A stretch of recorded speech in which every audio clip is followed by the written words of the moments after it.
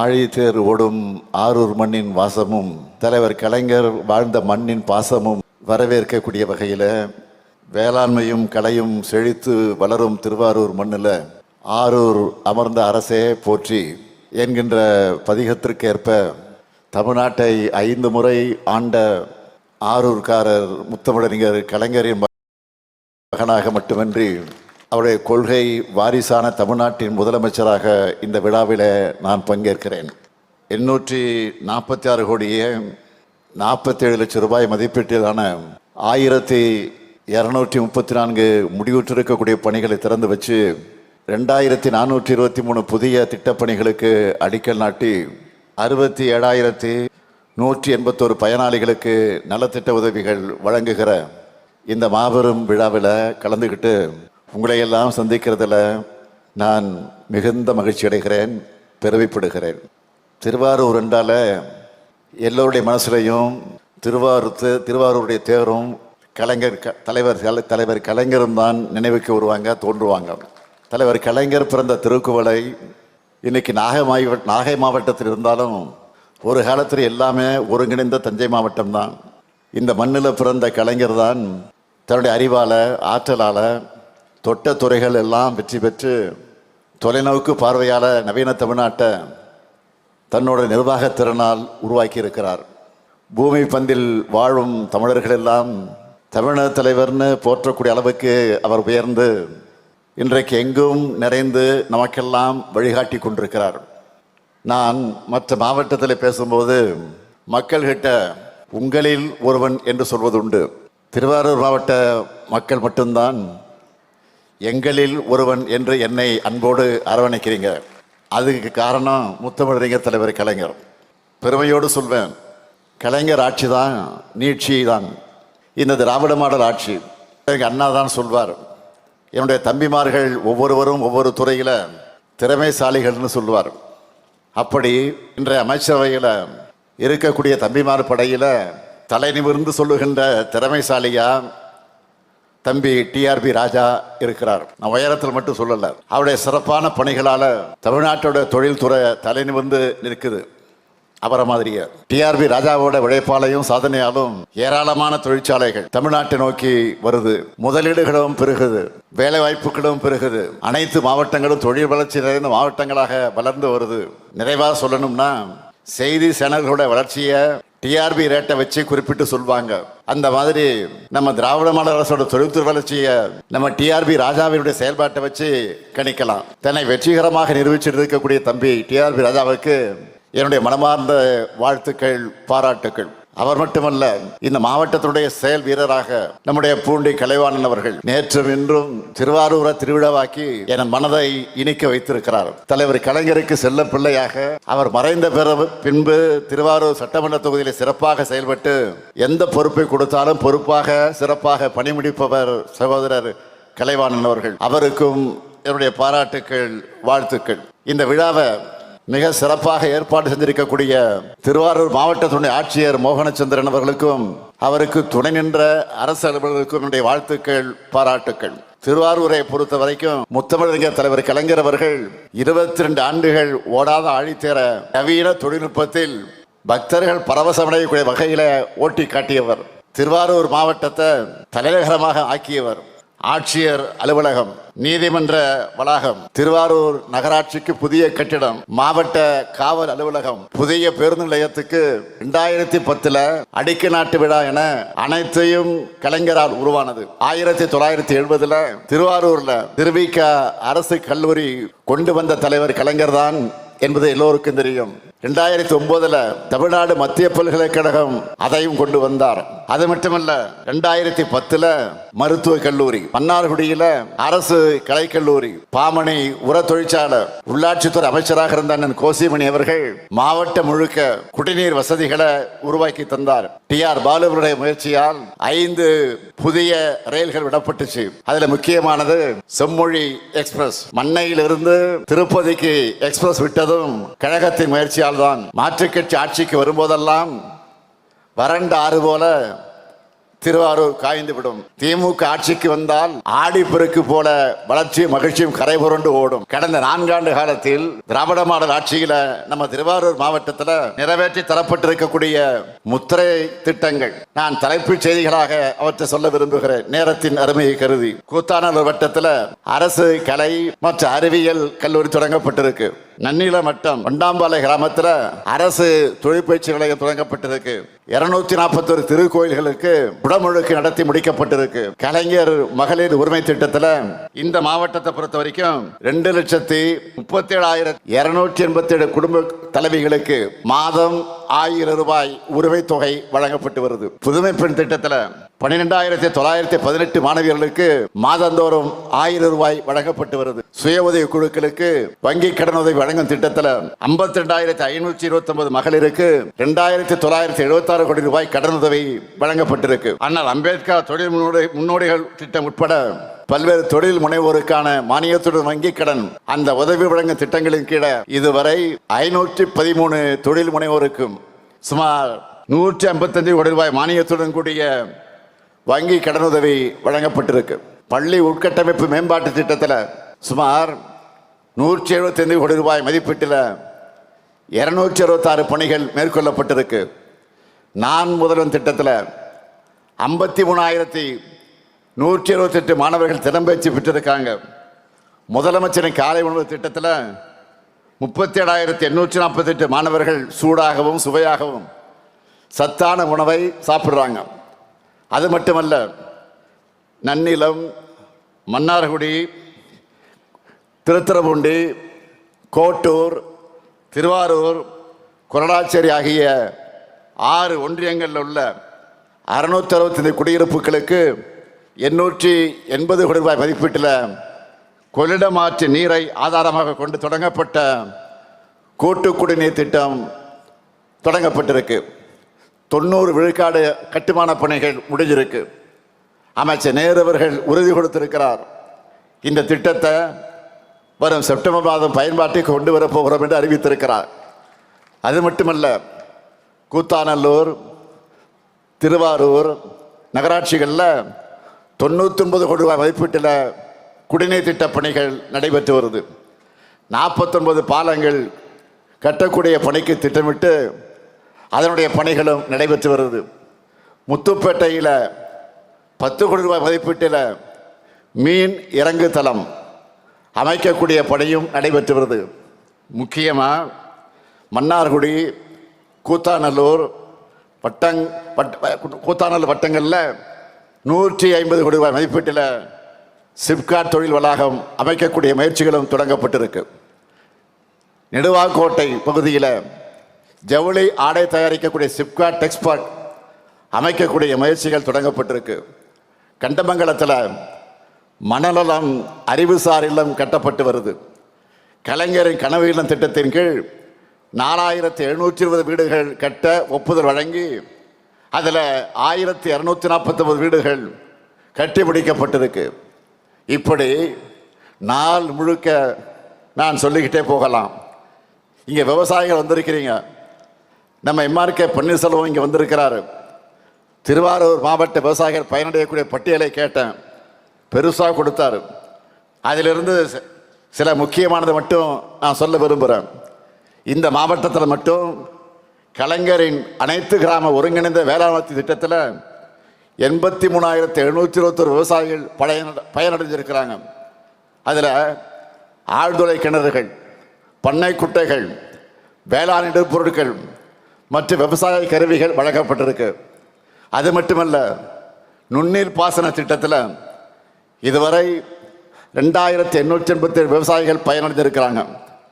பயிர் காப்பீட்டு திட்டத்தை எடுத்துக்கிட்டால் 7,77,605 விவசாயிகள் பயனடையக்கூடிய வகையில் இதுவரை 143 கோடியே 78 லட்சம் ரூபாய் பயிர் காப்பீட்டு தொகை வழங்கப்பட்டிருக்கு.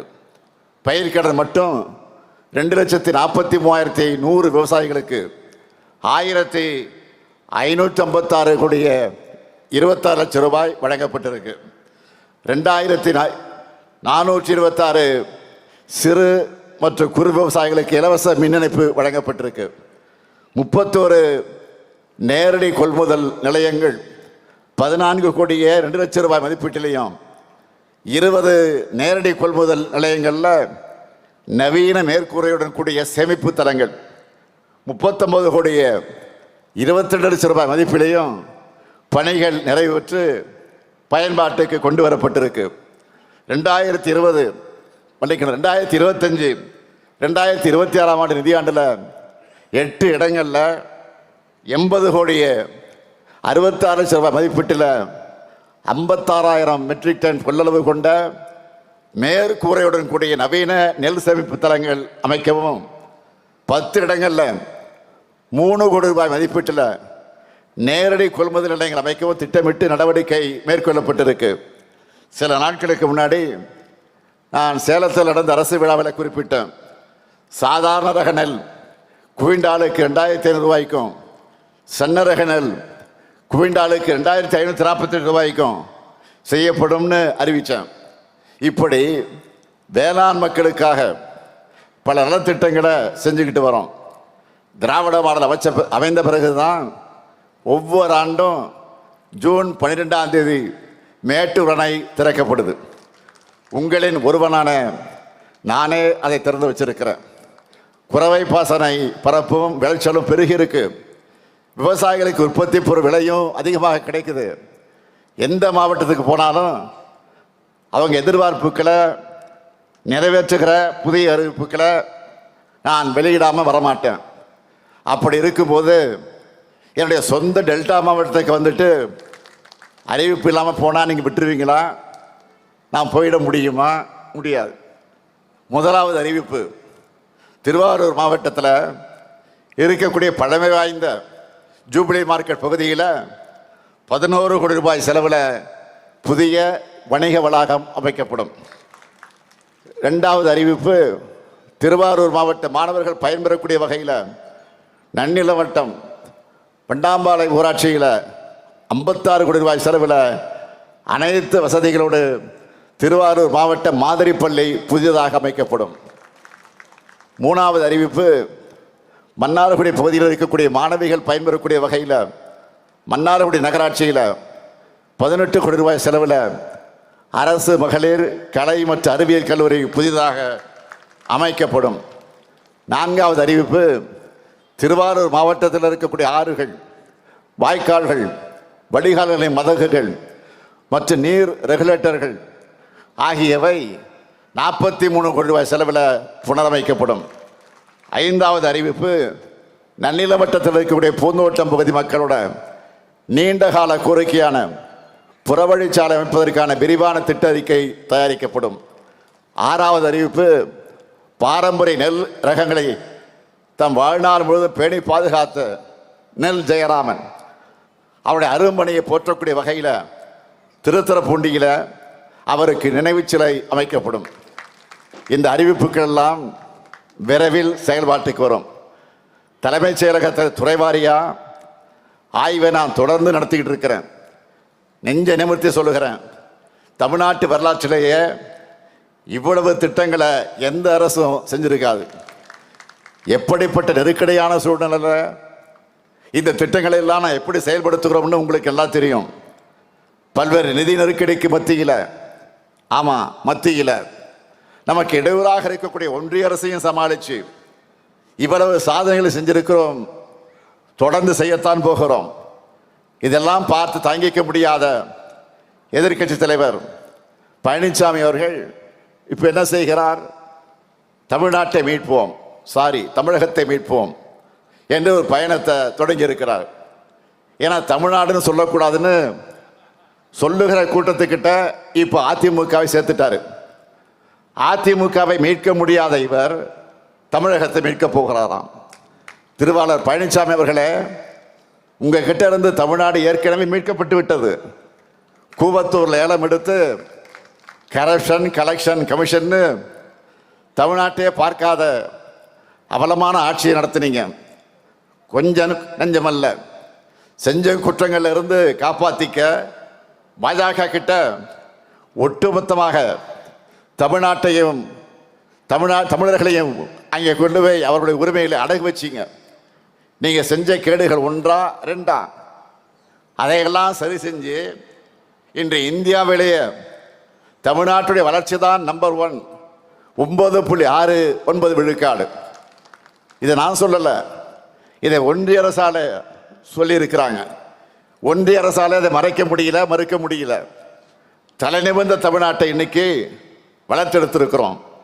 வெளிமாநில மக்கள் எல்லாம் தமிழ்நாட்டை பற்றி பெருமையோடு பேசுறாங்க. இதெல்லாம் உங்களுக்கு எங்க தெரிய போகுது?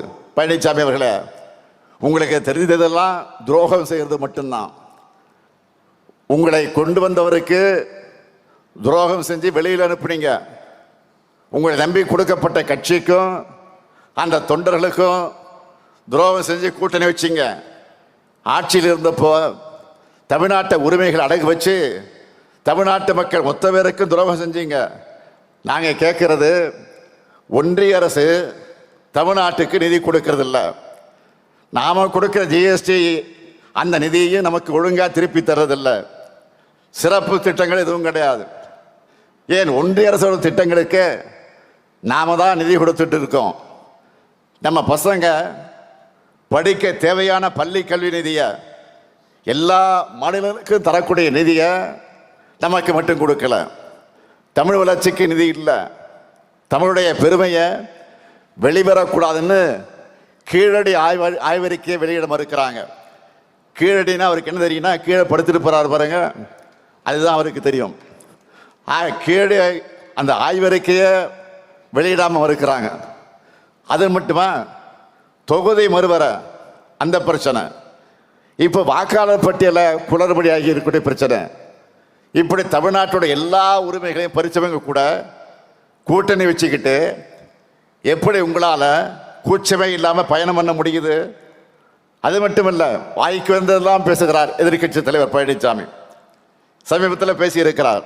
என்ன, இந்து சமய அறநிலையத்துறை சார்பில் பள்ளி கல்லூரி கட்டக்கூடாதான். இதுக்கு முன்னாடி பாஜகவுக்கு வெறும் டப்பிங் வாய்ஸ் தான் கொடுத்துக்கிட்டு இருந்தார், பேசிக்கிட்டு இருந்தார். இப்போ பாஜக ஒரிஜினல் வாய்ஸாக பேச ஆரம்பிச்சிட்டார். அறநிலையத்துறை சட்டத்திலேயே கல்லூரி தொடங்க சட்டம் இருக்கு. இது கூட தெரியாம நீங்க எப்படித்தான் முதலமைச்சராக இருந்தீர்களோ எனக்கு புரியல. மறைந்த பெரிய பக்தவத்சலம் காலம் தொடங்கி ஏன் மக்கள் தலைவர் எம்ஜிஆர் அவர்களே முதலமைச்சராக இருந்தபோது பழனி ஆண்டவர் தொழில்நுட்ப கல்லூரியை திறந்திருக்கிறார். அந்த கல்லூரிக்கு கூடுதல் கட்டடத்தை போன முறை நீங்கள் திறந்து வச்சீங்க. அப்ப ஏதாவது மயக்கத்தில் போய் திறந்து வச்சுட்டு வந்தீங்களா? இப்போ நாங்கள் கல்லூரி தொடங்கினா தப்பா? பாஜக தலைவர்களே இந்த மாதிரி கல்லூரி தொடங்கக்கூடாதுன்னு பேசுறது இல்லை. ஆனால் பழனிசாமி மட்டும் பேசுகிறார். இதை பார்த்தா ஒன்று தான் எனக்கு நினைவுக்கு வருது. ஒரு திரைப்படத்தில், வடிவேலு படத்தில் தான் ஒரு காமெடி ஒன்று வரும். என்னன்னா, கொடுத்த காசுக்கு மேலே என்னமா கூவுறான்னு, அந்த மாதிரி பாஜகக்காரங்களே பேசிட்டு இருக்காங்க. இந்து சமய அறநிலையத்துறையை பொறுத்த வரைக்கும் தமிழ்நாடு வரலாற்றில் இல்லாத அளவுக்கு திராவிட மாணவர் செய்திருக்கக்கூடிய சாதனையோட லிஸ்ட் பெருசா இருக்கு.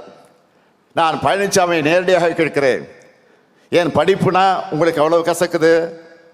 கல்விக்காக உண்மையிலே குரல் எழுப்புகிற மாதிரி இருந்தா, கும்பகோணத்தில் நம்முடைய முத்தமிழறிஞர் தலைவர் கலைஞருடைய பெயரால் பல்கலைக்கழகம் அமைக்க போறோம்னு சட்டமன்றத்தில் சட்டமே ஏற்றி அனுப்பி வச்சோம். 2 மாதம் ஆயிருக்கு. அதுக்கு ஆளுநர் இதுவரையில் அனுமதி தராமல் இருக்கிறார். நான் கேட்டேன், இதை விட ஆளுநருக்கு என்ன வேலை? இதுக்காக குரல் எழுப்ப எதிர்க்கட்சி தலைவருக்கு நெஞ்சுரம் இருக்கா? நீங்க ஒன்றிய அரசு கிட்ட கேட்டாலும் கேட்காவிட்டாலும் நாங்க உறுதியோடு சொல்லுகிறேன், சட்ட ரீதியாக எதிர்கொண்டு கலைஞர் பல்கலைக்கழகத்தை நிச்சயமாக உறுதியாக அமைப்போம். மாண்புமிகு எதிர்க்கட்சி தலைவர் பழனிசாமி அவர்களே, மக்களுக்கு எதிரான கருத்துக்களை பேசிக்கிட்டு தமிழ்நாட்டுக்கும் தமிழ்நாட்டு மக்களுக்கும் துரோகங்களை செஞ்சுக்கிட்டு மக்களை எப்படி ஏமாற்றி விடலாம் என்ற நப்பாசையோடு நீங்கள் என்ன பயணம் செஞ்சாலும் மக்கள் ஒருவதும் உங்களை ஏற்றுக்க மாட்டாங்க. ஏன்னா அதுதான் உங்கள் ட்ராக் ரெக்கார்டு. துரோகங்கள் தான் உங்கள் ஹிஸ்ட்ரி. தமிழ்நாட்டை வஞ்சிக்கிற எதிரிகள் எப்படி வேண்டுமானாலும் வரட்டும், மக்களான நீங்கள் எங்களோட ஓரணையில் தமிழ்நாடு ஒற்றுமையாக நிற்கணும். நம்மோட மண், மொழி, மானம் காக்க என்றைக்கும் திராவிட முன்னேற்றக் கழகமும் மண்ணின் மைந்தரான கலைஞரின் கொள்கை வாரிசான இந்த முத்துவேல் கருணாநிதி ஸ்டாலினும் துணை நிற்போம் என்று கூறி விடைபெறுகிறேன். நன்றி, வணக்கம்.